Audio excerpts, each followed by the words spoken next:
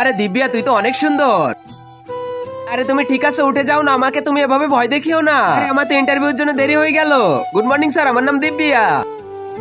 Security, মেয়েটাকে বাইরে ফেলে দাও। আমি তো তোমাকে ছাড়বই না। বাবা, আমার ওই মেয়েটাই পছন্দ। আরে মা, কোন মেয়েটা? আরে তোমার সাথে যে মেয়েটার ফটো ভাইরাল হয়েছে।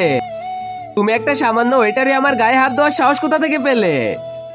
আরে তোমার কোথাও লাগেনি তো? সাবধানে চলো, না হলে তো ব্যথা পাবা। দাদিমা বলেছে বলে আমি ওই মেয়েটার সাথে দেখা করতে এসেছি। আরে এর তো মনে হচ্ছে আমি দিব্যা। আমি তো দিব্যা না, আমিও যমজ বোন মায়া। আমাদের বস আপনার সাথে বিয়ে করতে চাই। যদি বিয়ে করেন তাহলে আপনাকে 2 কোটি টাকা দেওয়া হবে। বিয়ে করার পরে তোমাকে 2 কোটি টাকা দেওয়া হবে। তোমার যদি কোনো সমস্যা হয় তাহলে এর উপরে তুমি সাইন করে দিতে পারো। মায়া তো দিব্যা সাইন নকল করে ওখানে সাইন করে দেয়। কালকে তোমাকে এই এগ্রিমেন্ট অনুযায়ী বিয়ে করতে হবে। তুমি তো আমার নকল সাইন করেছো, আমি ওকে সত্যিটা বলে দিব। যাও তাহলে, ও 2 কোটি টাকার জন্য বলেছিল, ওটা তো আর পাবো না। এরপরে তো আমার আর রুদ্রার শাদী হয়ে যায়। দিব্যা, তোমার লজ্জা করে না এমন ছেলেদের সাথে পার্টি করতে? তারপরে যা হলো।